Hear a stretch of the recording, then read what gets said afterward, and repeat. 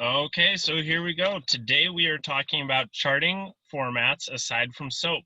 That is your subjective, objective, assessment, and plan. My name is Brandon Henner, and I'll be presenting today. So getting started here, we have our what we're going to cover today. So we're going to go ahead and go over 4 different charting formats I've chosen, which are cheated, S-bar, AP, and FDAR. Before I go into those, I do want to discuss the essentials of a chart narrative just briefly. That way we are all able to keep those in mind as we review these different formats. This will help us determine whether or not these are effective formats for a narrative formatting in EMS charting. So the essentials of a chart narrative in relation to our world in EMS, you have to have what you're being told has happened or what has happened, what is happening, the pertinent details to the event or treatment plan, what you see, hear, smell, taste, feel, what you infer happened or is happening based on your observations, and what you are being told. And the final thing is you have to make sure you put in everything that you did and what the outcome was. So starting off with what you're told, this can be pertinent information provided to you from anybody between the time that you're dispatched to the time you have arrived to the patient, and then of course to the time that you have turned the patient over to a higher level of care or cleared the scene. We all know that you don't always end up transporting the patient, so you might end up having a DOA that you have to chart on, or you might also have a refusal that you have to chart on. So whether it's dispatch, a bystander, your chief, whether you're in EMS or fire, the patient could be telling you something, your partner might tell you something, the patient's family member, a neighbor, or a witness of the event might have something. You'll definitely want to document what any of these folks tell you if it has to do with the following. The first one is what happened to the patient, such as events leading up to now. So you want to make sure that you're documenting anything pertinent that led to you being called. Then you want to make sure that you are documenting what the patient is currently experiencing, such as pain, discomfort, lightheadedness, anything that the patient tells you they're feeling. You want to make sure that you're charting that. You also want to chart anything that is going to have to do with how you plan to treat the patient. So if somebody tells you the patient has allergies or a pertinent medical history, such as if you're on a cardiac call for chest pain and the wife of the patient tells you, hey, he just had a bypass surgery 3 days ago, that's definitely going to need to be charted. And that's going to go in the what you're told section. And then, of course, if they have a desired destination, say mom says, oh, my insurance works better if it's through Legacy, then you'll want to take them to a Legacy hospital probably. And that might affect, you might be questioned later at a case review. Why did you take this patient to a Legacy hospital? Because they might be questioning the outcome of the patient at that point. And then, of course, you want to document anything that you're told if it has to do with the safety of you, your partner, or the patient. So if you're being told that you need to stage 3 blocks away because the patient is in an unsafe scene, then you'll want to document that so that it is not only documented that you were doing something for your own safety, but you want to document it to show that you weren't negligent in taking extra time to get to your patient.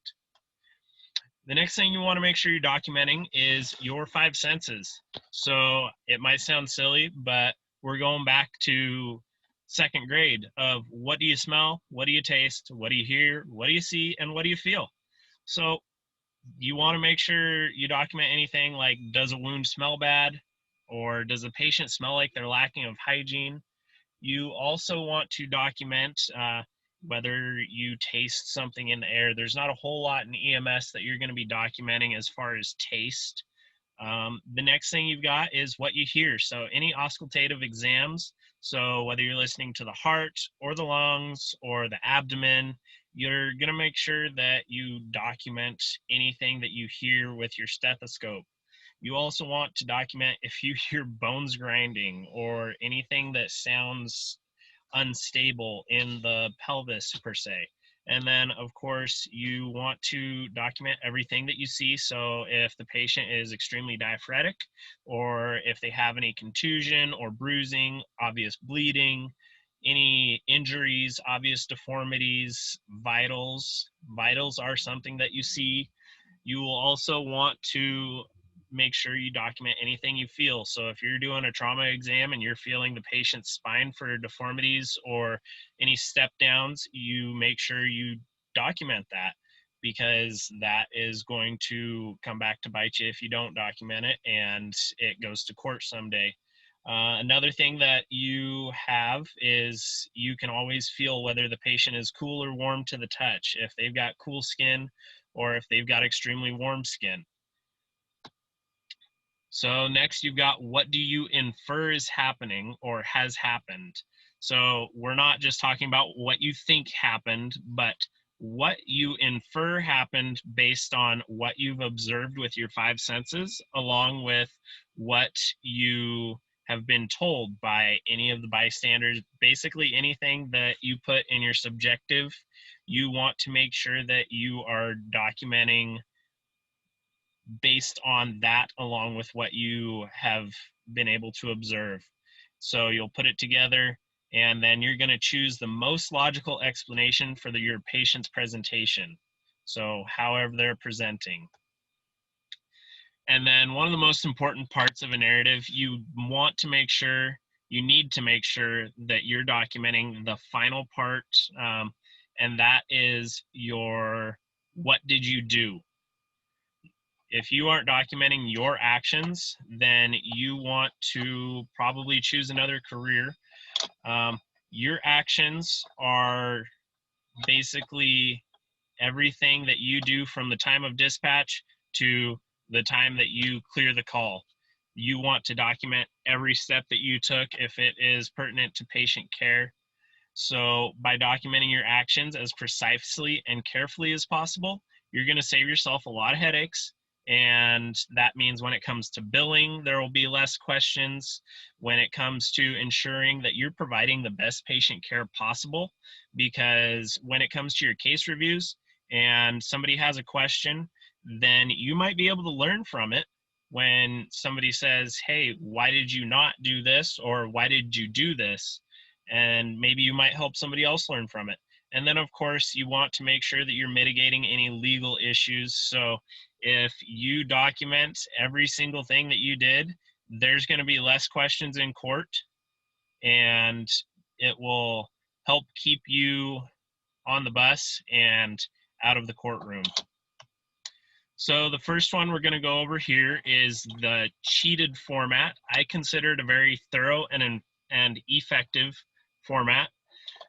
So it stands for your chief complaint, your history, your exam, assessment, treatment, evaluation, and disposition.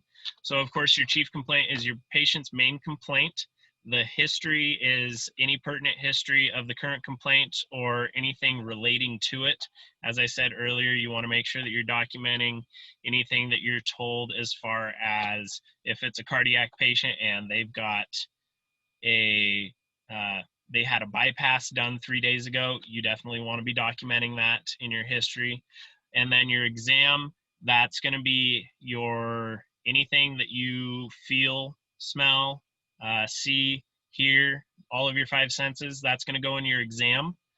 And then that might be a head to toe exam, or it might be your primary assessment and your secondary assessment.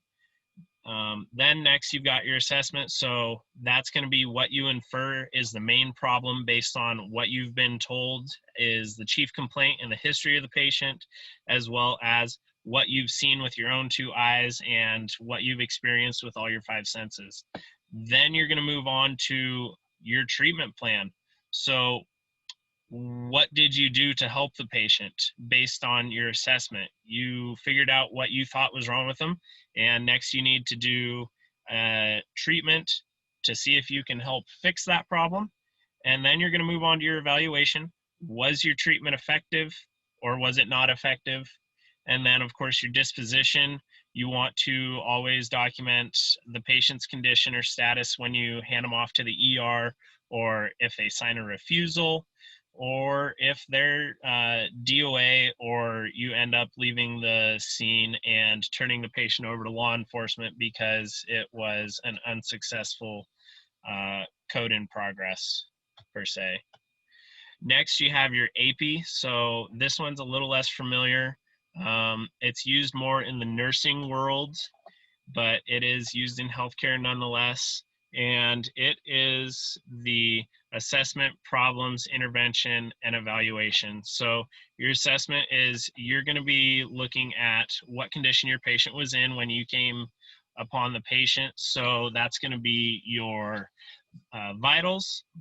When you first get there, your assessment is going to include how the patient was sitting, how they were presenting, were they diaphoretic, were they in a tripod position, and then you're going to move on to the patient's problems. So you will be listing what's their main problem first, and then you're going to go down the list from most urgent to least urgent. And then you want to, of course, document your interventions, and you want to make sure that you are putting in anything that you did to treat any of the problems that the patient is having. And then, of course, you've got your evaluation. So was your intervention effective or not effective? That's going to be pretty standard in most any medical charting that you have.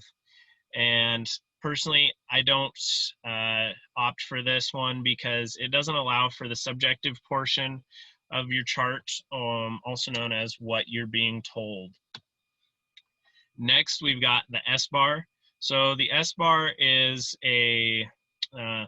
it's a charting method often used not just in the medical field, but also in corporate offices, in bigger facilities where they are looking at any sort of issue and how to resolve it, especially when you are looking at, was a patient harmed or was there a negative outcome? So I work for St. Luke's, based out of Boise, Idaho, and SBAR is one of their main go-tos, not only for just preventing mishaps in the workplace and in the clinics and hospitals, but a lot of their nurses also use it. So situation, what happened? So you're going to be looking at what was the situation that led you to being where you are. Then you have your background. So what led up to the event? That's going to be whether it was a medication taken wrong or pretty much that history that we talked about earlier. And then you've got your assessment. So what was your perspective of the event? What did you determine the problem is? Basically, what's your takeaway from what is going on with the patient? And then, of course, your recommendation is going to be a recommendation of action, or you can also put in there what you did to help prevent it from happening again and to correct it. So it's not just a how should we move forward, but how did I move forward? As I said, I'm not a huge fan of this one either. And then we have the FDAR. So FDAR is a newer one that's coming up, being used more in the nursing field as well. I haven't seen it in EMS yet, but I believe that it would be effective as a narrative format. So the FDAR stands for your focus, data, action, and response. And then, so in your focus, you're focusing on what is a problem, concern, or event at hand. So that's going to be your chief complaint, essentially. And then your data is going to be a huge portion of your narrative because it takes up that subjective as well as your objective. So it's going to be anything that you're doing as far as an exam, your 5 senses, any vitals, and it's going to include everything that you're told. So whether or not you've got patient's family members or the patient themselves telling it to you, it needs to go in the data section. And then the action is going to be your treatment or your plan. So what did you do to assess or to fix the focus essentially. And then you want to always document how the patient responded to your actions. So if you put the patient on oxygen, did it reduce their respirations, or did it increase their oxygen saturation? So I feel like this one definitely covers the essentials of making sure you're putting in what you're told and then what your five senses are. Um, you can include in your data, of course, anything pertinent that's going to affect your action. So any of those allergies or medical history. And then your response covers the portion of the plan, as well as the action covers portion of the plan. So I feel like overall it covers everything. You're putting in everything that you've done, and it does a really good job. I didn't use too many sources here, so we've only got one page of citations. And so I used the Pearson study guide there and part of their glossary. I used an article called What is FDAR Charting from registerednursern.com. I also used a charting handout or handbook, excuse me, from the dcccd.edu website. And then I used a how-to guide for charting, and that was authored by Street Nashow, and that is found on the riviere.edu website. I'd be happy to answer any questions. Otherwise, that is it for tonight.